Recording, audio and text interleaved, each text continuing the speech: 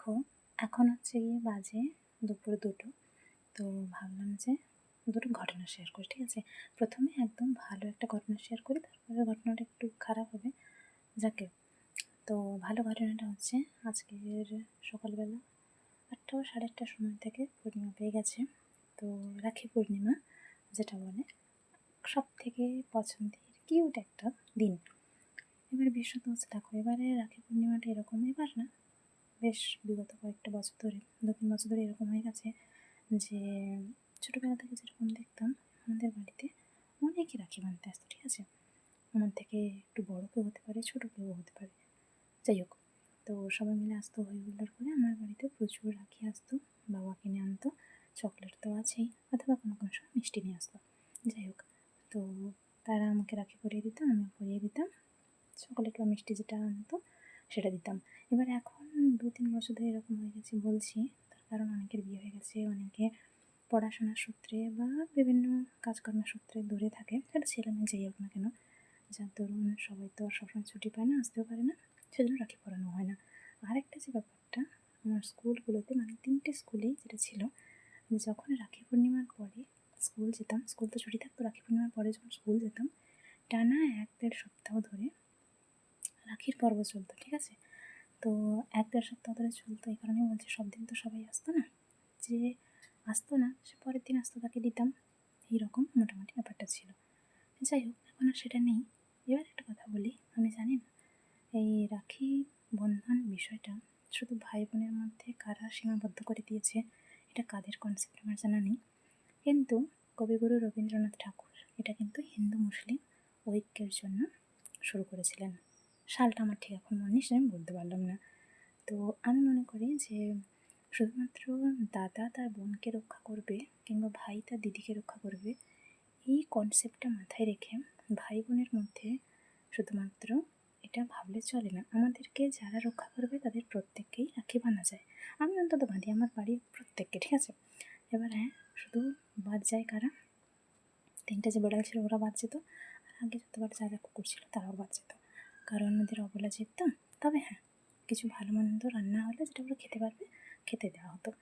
এছাড়া আমি সবাইকেই রাখি বাঁধি, যখন মামা দাদার বাড়িতে থাকতাম তখনও বাঁধতাম, আর মাস্তো তো দাদা দিদিরা এলে তাদেরকেও বাঁধতাম, বেশ একটা হই হুল্লোড় করে কাটতো। তবে কী বলতো, 22-23 পরপর দুটো সালে যখন মামা দাদু দিদুকে হারিয়ে ফেললাম, তারপর থেকে আর সেভাবে আনন্দ হয় না। তো শেষ মনে হয় 23 বা 24 সালে গেছিলাম, তারপর আর যেতে ইচ্ছে করে না। এখন যদিও আগের সেই মাটির বাড়িটাও নেই, অনেক বড় পাকার বাড়ি, সব কিছু হয়েছে, কিন্তু আমার মন টানে না আর, যাকে। তো সেজন্যই বলি, আমি জানি না ভাই বোনের মধ্যে শুধু কারা সীমাবদ্ধ করে দিয়েছে, কিন্তু এটা যারা আমাদের রক্ষা করে বা আমরা যাদেরকে রক্ষা করে দিতে পারবো, রক্ষা করে চলতে পারবো, আগলে রাখতে পারবো, আমাদের মধ্যে এটা করা যায়। অন্য কারোর অন্য মত থাকতে পারে, সেটা তার ব্যাপার। যাই হোক, এবার আসি অন্য একটা টপিকে। টপিকটা হচ্ছে এই, আজকের বাজার থেকে ফিরেছে অনেকটা দেরিতে, তো একটু অফিসিয়াল কাজকর্ম ছিল, সেই জন্য বাড়িতে এসে বাবার কয়েকটা ছবি তুলে দিতে হবে। তো আমি বললাম ঠিক আছে, যে জায়গায় ভালো আলো পড়বে সেরকম একটা জায়গা দেখে তুলে দেবো। বাইরে গেছি তোলার জন্য, তো মা তখন পিচ তুলছিল নারকেল পাতা থেকে আর কি। যাই হোক, তো একজন ঠাকুমা সে জল আনতে যাচ্ছে, ঠিক আছে? তো আমাদের পাড়ার কিন্তু নয়, সে আমাদের পাড়া থেকে বেশ কয়েকটা পরের পাড়ায় থাকে, কিন্তু বেরিয়ে এসছে এখন সে ভেতরে থেকে, বাইরে থেকে জায়গা কিনে, যাকে। তো সে রাস্তা দিয়ে যাচ্ছিলো বলে আমি যে জায়গাটা ছবি তুলছি, সে গেলে তো হবে না, শুধু বাবাকে থাকতে হবে, ব্যাকগ্রাউন্ডে এসে থাকলে চলবে না, সেজন্য একটু সময় দাঁড়িয়ে সাথে সে চলে যায়। তো আমাকে পাশ কাটিয়ে অনেকটা চলে গেছে, সে হয়তো ফিরে দেখেছিল যে বাবার ছবি তুলছিলাম বলে। এবার বাবার একা ছবি তুলি বা একসাথে ছবি তুলে, জানি না সেটা তার মনে কী প্রভাব ফেলেছে। তো তখন ওই যে আমাদের সামনের বাড়িতে যারা থাকে, ওদের বাড়ির বুড়িমা তাদের মাঠের দাগের পুকুরের থেকে স্নান করে আসছিলো, ঠিক আছে? এমনিতে সবসময় আমাদের পুকুরই ব্যবহার করে, মাঝে মধ্যে যায় আর কি।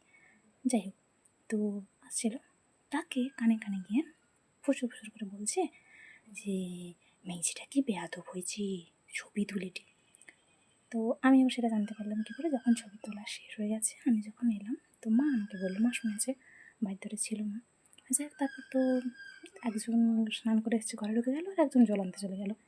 বিষয়টা হচ্ছে এই, ওই যে ঠাকুমা, তো ওই বুড়িমা যে কথাটা বললো, তার নিজেরও নাতনি আছে, সে এখন স্কুলের কোনটি বেরোয়নি, তবু যে কত কী কুকীর্তি করে বেড়ায় তার ঠিক নেই। আর একটা কথা, আমি আমার বাপের ছবি তুলি, আমার বয়ফ্রেন্ডের ছবি তুলি, আমার বরের ছবি তুলি, যারই ছবি তুলি না কেন, একান্ত ব্যক্তিগত মানুষেরই তো ছবি তুলছি, তাই না? আমি তো আর 10 জন 100 জনকে নিয়ে শুয়ে পড়ছি না বা তাদের সাথে ছবি তুলছি না। আর ওরকম ক্যাটাগরিও আমার নয়, তার নাতনির মতো আর কি। তো নিজের নাতনিকে সে ঠিকঠাক পাহারা দিতে পারছে না, এদিকে আমাকে দেখে তার কী যে চুলকানি উঠছে ভগবান জানে, কোথায় বিছুটি পাতাকে বসে দিয়েছে হয়তো। এই হচ্ছে অবস্থা। অন্যের জমি চাষ করে, আমাদের ফিশারির পুকুর পাড়ে সব ময়লা আবর্জনা কচুরিপানা এটা সেটা কেটে সেখানে সব বোঝাই করে রাখে। বললে আবার উল্টো আমাদের সাথে ঝগড়া করতে আসে।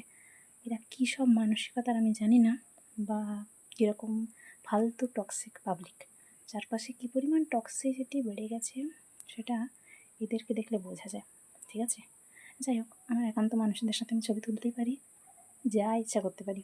এরা এরকম করতে থাকুক, আমার সাথে তো দেখা হয়নি আর আমি কথাটা শুনিনি। যদি কথাটা শুনতাম তাহলে কিছু না কিছু বলতাম। মা হয়তো শুনেছে।